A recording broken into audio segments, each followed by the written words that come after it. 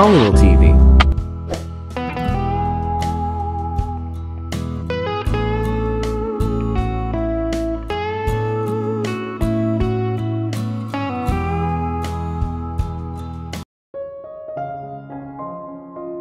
Ilang araw pagkatapos ng entrance exam, sa wakas ay inilabas ng Harvey University ang mga resulta. Ang tunog ng malambot na tik-tok ng orasan ay nagpaalala sa akin ng isang tikang time bomb, habang nakatitig ako sa hindi pa nagbubukas na email sa screen ng aking laptop. Sa loob ng library, hindi ako komportableng lumipat sa ibabaw ng swivel chair habang pinagmamasdan ng aking malapad, at hindi kumukurap na mga mata ang mga salitang nakasulat sa malalaking titik na nagsasabing Examination Results. Ang aking mga daliri ay nagsasabay sa pagdarasal habang ang aking mga mata ay nagsimulang pumikit. Lord, please let me pass the exam. Paulit-ulit kong ungol. Nang imulat ko ang aking mga mata, huminga ako ng malalim at ginamit ang panibagong lakas ko para i-click ang email. Ilang beses kong sinubukang pinindot ang open button dahil nanginginig ang pawis kong mga daliri sa pagkabalisa. Binuksan ang mga nilalaman, isang mahabang listahan ng mga estudyanteng nakapasa sa entrance exam batay sa kanilang karaniwang resulta ang nakita. This is it, aalamin ko kung nakapasa ako sa exam o hindi. Ang aking mga mata ay slanted sa mga sulok sa buong konsentrasyon, at ang aking mga daliri ay dahan-dahang nag-scroll pababa habang hinahanap ko ang aking pangalan. Habang palalim ng palalim ang pagbasa ko sa listahan ng mga pangalan ay lalong lumakas ang pintig ng puso ko. Paano kung hindi nakasulat doon ang pangalan ko? Paano kung hindi ako nakapasa sa examination? Napakaraming pag-aalinlangan ng magulo na umiikot sa aking isipan. Itinulak ko ang lahat pagkatapos ay pinaalalahanan ang aking sarili na maging maasahin sa mabuti. Nagsumikap ka, nagpuyat ka ng 3 magkasunod na gabi sa pag-aaral, ginawa mo ang lahat, wala kang dapat ipag-alala, Monica. Sabi ng isang bahagi ng utak ko at medyo kumalma ako.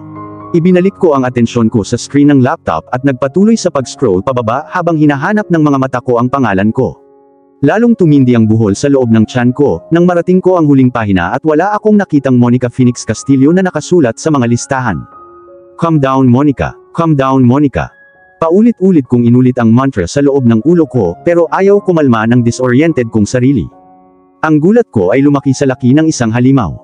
No, hindi pwede. Marahil ay hindi nakita ng maling mata ko ang pangalan ko. Maliit ang mga font, pagod ang mga mata ko, at medyo malabo at malaki ang posibilidad na nalampasan ko ito. Mayroong libu-libong mga mag-aaral na nakasulat sa mga listahan, mahirap makita ang pangalan ng isa. Nag-scroll ako sa pinakaunang pahina. Sa pagkakataong ito, binasa ko ang mga pangalan ng mas mabagal. Tumambol ang puso ko sa loob ng ribcage ko habang nag-scroll pababa. Huwag kang mawalan ng pag-asa, makikita mo ang iyong pangalan, ipagpatuloy mo ang pagbabasa. Pinasaya ko ang sarili ko. Casual na pinupunasan ang mga butil ng pawis na namuo sa tungki ng aking ilong at aking noo. Sa oras na maabot ko ang huling pahina, lahat ng pag-asa na ako ay ganap na nakatakas sa aking katawan. Dahil sa pagkadismaya, bumagsak ang aking mga balikat at bumagsak ang aking kalooban sa ocean floor. Nilinaw ng katotohanan, hindi ako nakapasa sa exam kahit ginawa ko ang aking makakaya. Huminga ako ng malalim. Hindi ko alam kung paano ko sasabihin sa papa ko na bumagsak ako sa exam. Siguradong madidismaya siya. Ang pag-iisip ay nagdaragdag lamang sa aking mga alalahanin. Maaari akong muling kumuha ng isa pang exam. Oo, kaya ko iyang gawin. Ang biglaang ideya ay nagbigay sa akin ng malaking pag-asa, it's not yet over. I failed the entrance today pero sisiguraduhin kong papasa ako sa susunod. Sumusumpa ako sa Diyos at lahat ng pinanghahawakan kong sagrado. Ang pagsuko ay hindi ko forte. Ang pangalan ko ay Monica Phoenix. Tulad ng nasabing ibong bumangon mula sa kanyang abo. Babangon din ako sa mga kabiguan ko. Sa pagkakataong ito, hindi lang ako magsusumikap kundi pinakamahirap, hanggang sa matupad ko ang aking mga layunin. Bago ko isinara ang laptop ko ay nakakuha ng atensyon ko ang note sa ibaba ng page. Important notice, the first ever student assembly is held tomorrow at 10 a.m. sharp. The assembly is mandatory. No one is an exception or you would be penalized with 5 hours of community service. All students are obligated to attend, especially those students whose names were not written on examination results. Thank you. Please don't be late. Isinara ko ang lid ng laptop at tumayo mula sa swivel chair. Binuksan ko ang pinto at isinara ito sa likod ko. Naagaw ng atensyon ko ang tunog ng mabibigat na yabag na umaalingaw-ngaw mula sa pasilyo sa likuran ko. Pag-ikot ko, si Gabriel pala ang naglalakad papunta sa direksyon ko ng mabilis at mahabang hakbang. Okay ka lang? Tanong niya, napakunot ang noo niya. No, bulong ko, tumalikod, at nauna sa kanya. Hindi nagtagal ay sumunod siya hanggang sa umayon ang takbo niya sa akin at tumabi sa akin sa bakanteng pasilyo. Naramdaman kong pinagmamasdan niya ako saglit bago siya tuluyang nagsalita. Hindi ka nakapasa sa exam. Sinabi niya ang mga salitang pinapayagan. Ito ay hindi isang tanong ngunit isang pahayag. Hindi nakasulat ang pangalan ko sa listahan. I guess I failed. Nakapout ang sagot ko. Ngumiti si Gabriel, malambot at mainit at puno ng pangunawa. Hindi ito ang inaasahan kong tugon mula sa kanya pagkatapos niyang matuklasan na bumagsak lang ako sa exam, pagkatapos ng lahat ng hirap na ginawa ko para makapasa. Lahat ng pagsisikap ko ay nasayang sa walang kabuluhan. It's okay, Monica. Lumambot ang tono niya, halos humaplos. Natagpuan ko ang aking sarili na nabighani sa kanyang kaginhawaan na nakapapawing pagod na boses. Halos mapapikit ako sa narinig ko. Napansin kong hindi Beatrix ang tawag niya sa akin pero tinawag niya akong Monica sa halip.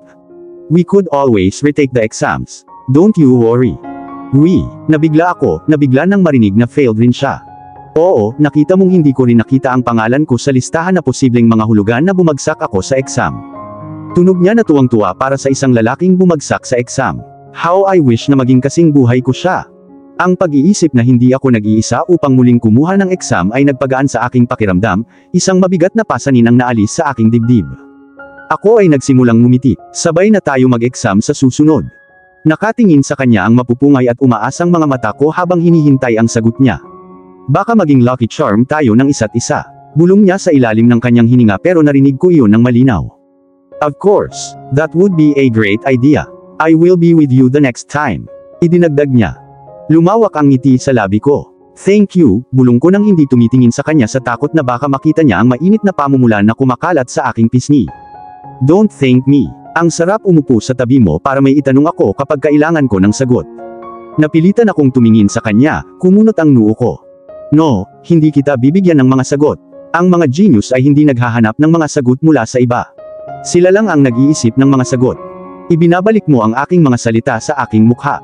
Nagpakawala siya ng isang nakakalokong tawa, at nakita ko itong kaakit-akit na sexy. Siyempre, paano ako lalaban kung hindi ako pumatol? Nawala ang pagkunot ng noo ko. Nakangiti ako ngayon hanggang tenga.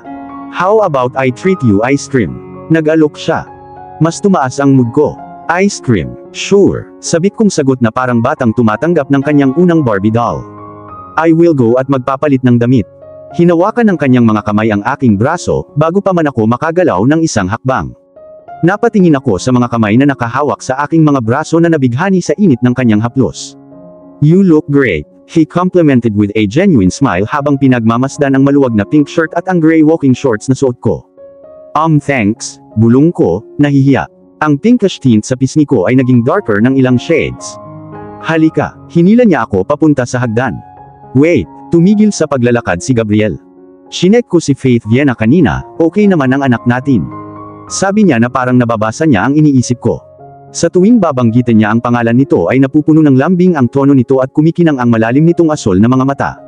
Napag-isipan ko na dalhin din siya pero natutulog siya sa crib niya sa loob ng nursery room. Si Elisa at Madam Stella ang nag-aalaga sa kanya. Kaya wag na tayong mag-alala. Hindi ba dapat sabihin natin kina Madam Stella at Elisa kung saan tayo pupunta? Lumipat ang tingin ko sa kanya. Napuno ng pag-aalala ang aking mga mata. Don't worry, I informed them before I even got to you, they are aware we're leaving the house. Nakahinga ko ng maluwag, hinayaan ko siyang hilahin ako pababa. Nang makarating kami sa ibaba, napagtanto ko na ang mga kamay niya ay mahigpit na nakahawak sa kamay ko. Hindi ako humiwalay. Sinamantala ko ang pagkakataong magpakasawa mula sa nakakaaliw niyang init ng mga palad. Hindi ito nangyayari sa lahat ng oras. Maaari ko ring tikman ang sandali habang ito ay tumatagal. Isang itim na motorsiklo ang naghihintay sa labas. Inilagay ni Gabriel ang isang makinis at itim na helmet sa kanyang ulo bago ako tinulungan na ikabit ang mas maliit at pink na helmet sa aking ulo. Salamat, bulong ko nang matapos siya. Umupo siya sa ibabaw ng motorsiklo. Nang makaayos na siya, tumalikod siya para tulungan akong maupo sa likod niya. Inilagay ko ang aking kamay sa magkabilang balikat niya. Huwag kang mahiya, hindi lang magkahawak kamay ang ginawa natin before. Sabi niya sabay alis ng mga kamay ko sa kanyang balikat, tapos nilagay ko yung mga palad ko sa matigas na muscles ng bewang niya. Bago pa man ako makapag-react, buhay na buhay ang makina at nawala ang mga protesta ko sa ingay. Umusad ang motorsiklo, humigpit ang pagkakahawak ng mga kamay ko sa bewang niya, hanggang sa dumikit ang ilong ko sa matitigas na kalamnan ng likod niya. Napakabango ni Gabriel. almost heavenly, perpektong kombinasyon ng fabric conditioner, sabon, at ang kanyang natural na matamis na amoy. Ang resulta ay isang kakaiba, nakakalasing na pabango na nasanay akong lumanghap tuwing nasa loob siya ng aking radar. Habang binabagtas ng motorsiklo ang malawak at maluwang na highway, unti-unti akong nakahinga. Unti-unting naglaho ang kahihiyang lumalamon sa aking pisngi, at naging malalim na shade ng pulang-pula. May point naman si Gabriel nung sinabi niya sa akin na huwag akong mahiya. Tama ang sinabi niya na higit pa sa magkahawak kamay ang ginawa namin noon, at siguradong higit pa sa yakap ang ginawa namin. Faith Vienna was the proof we once were intimately involved. Oo, we once were intimately involved. Paulit-ulit ko sa loob ng aking mga iniisip at ang puso ko ay kumakabog ng wild sa loob ng aking ribcage. Naging mag-asawa na kami. Ang realisasyon ay napakalaki. The handsome demigod in front of me was once mine. Yeah, once means past tense pero hindi ito nakaapekto sa mga umaakyat na espiritu sa loob ko. Ang pagkakaroon sa kanya ng ganito kalapit ay overwhelming. Nasa akin ang lahat ng gusto ko. Wala akong ibang maisip kung hindi ang pakiramdam ng katawan niya sa katawan ko. I felt safe, secure, and protected na parang walang darating at mangangahas na saktan ako hanggat nandito siya. Ang paglalakbay sa coffee shop ay tila tumagal ng walang hanggan. Hindi sa isip ko. Ang totoo ay nag-enjoy ako. Ito ang pinakamagandang paglalakbay na naranasan ko sa aking ika-25 taon ng pag-iral sa mundo. Kahit saan ako pupunta, basta dito lang sa tabi ko si Gabriel. Kailan ko lang hiniling na manatiling ganito kami ng ilang sandali, huminto ang motorsiklo sa harap ng isang maliit ngunit maaliwalas na coffee shop. Isang matinding pagkabigo ang sumalubong sa akin nang minamaniobra niya ang motorsiklo sa huling available na parking space at pinahinto ang makina. Nauna siyang bumaba ng motorsiklo. Pagkatapos ay tinulungan niya akong bumaba sa pamamagitan ng paghawak ng mahigpit sa aking mga daliri, hanggang sa tuluyan na akong nakatayo sa matigas at sementadong pavement. Sinubukan kong tanggalin ang helmet ko pero ayaw ko mawalan ng mga pangkabit. Mas kinapa ko pero bigo akong tanggalin sa kabila ng aking pinakamahusay na pagsisikap. Sa kabilang banda, matagumpay na tinanggal ni Gabriel ang kanyang helmet at inilagay sa ibabaw ng motorsiklo. Nang makitang nahihirapan akong tanggalin ito, lumapit siya ng isang hakbang hanggang sa halos dumikit na ang kanyang malalakas na hita sa akin, at tinulungan akong hilutin ang lock. Madali itong nag-click. Before I knew it, hinila niya ito mula sa ulo ko at inilagay sa tabi ng helmet niya sa ibabaw ng motorsiklo. Hinawakan ng malalaking kamay niya ang kamay ko at bigla akong napabuntong hininga. Nagulat nang maramdaman ang pagbabalik ng mga kiliti. Si Gabriel lang ang lalaking nakapagparamdam sa akin ng kakaibang paraan na wala sa ibang lalaki. Palagi siyang magkakaroon ng malalim na epekto sa akin na siyang dahilan kung bakit siya namumukod tangi sa iba. Kahit nasa gitna ako ng kwartong puno ng mga estranghero ay makikilala ko pa rin siya. Isang pagpindot lang ang tumatagal at malalaman ko agad kung siya iyon. May problema ba, Monica? Tanong niya na puno ng pag-aalala ang mga mata. Napansin niya siguro na natahimik ako bigla. Walang nangyaring ganito, Gabriel. Gusto kong sabihin pero hindi. I'm fine. This is beautiful, Gabriel. Bulong ko sa halip habang nakatitig sa interior ng coffee shop na pinalamutian ng elegante. Mukhang napakarangal at nakakaengganyo sa kabila ng maliit na espasyong nasasakupan nito. Parang bahay din ang atmosphere.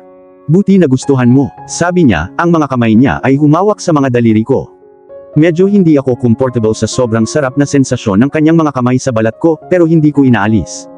Pinapasok niya ako sa glass door nang hindi binibitawan ang mga daliri ko. Biglang tumahimik ang kwarto pagkapasok namin.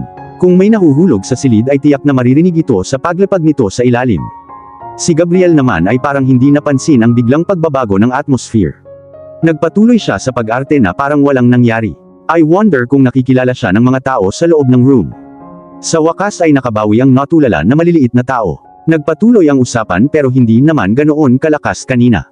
Nang makarating kami sa bakanteng table malapit sa glass walls na overlooking the streets, hinila ako ni Gabriel ng upuan. Salamat, bulong ko at dumapo sa malambot na unan ng upuan. Nang maupo na ako sa upuan ay doon na siya lumipat sa bakanteng upuan sa tapat ko at umuko pa sa upuan. Ni-refer ako ni Madam Stella sa lugar na ito. I agreed it was excellent. Hindi lang sila gumagawa ng well-blended coffee kundi sikat din ang lugar na ito sa kanilang mga cake at ice cream. Wala akong oras para sumagot. Lumapit sa table namin yung waitress na naka-black and white uniform. Good morning ma'am and sir. Welcome to Le Amore Cafe. Please take time choose your orders. Here's the menu. Inabot niya kay Gabriel ang menu card bago siya umatras para salubungin ang mga bagong dating na customer na nakaupo sa malayo sa sulok ng kwarto.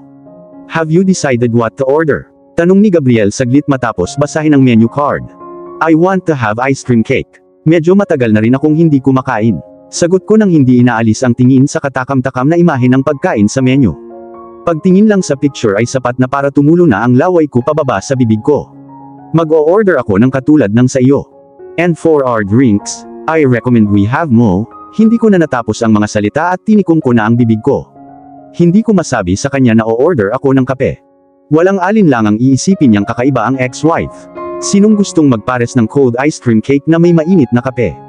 Iyon ay magiging isang hindi pangkaraniwang combination.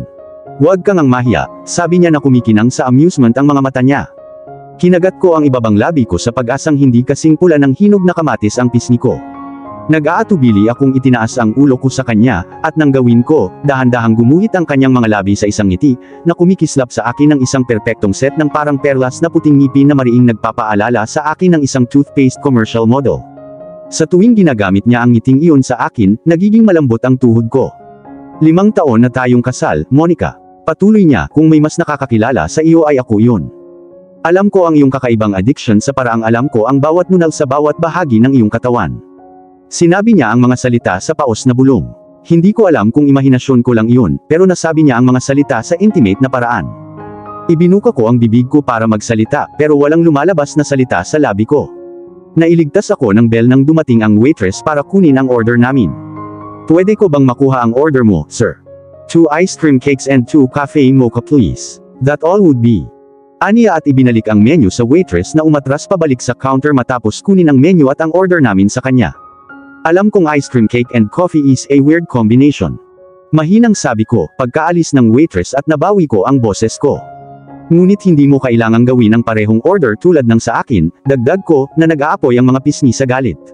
Of course not, I wouldn't order that if I don't like it. Matagal na tayong kasal, kahit anong kakaibang gana mo, I managed to adapt them. Napangiti siya, kumikinang ang mga mata niya sa pagkahumaling. Hindi ko alam kung dapat ba akong magpasalamat o hindi dahil dito. Nitong mga nakaraang araw pagkatapos ng confrontation namin sa balcony, malaki ang pagbabago. Ang makapal na patong ng pader na naghihiwalay sa amin ay tila gumuho, kaya mas naging malapit kami sa paraang hindi pa namin nararating.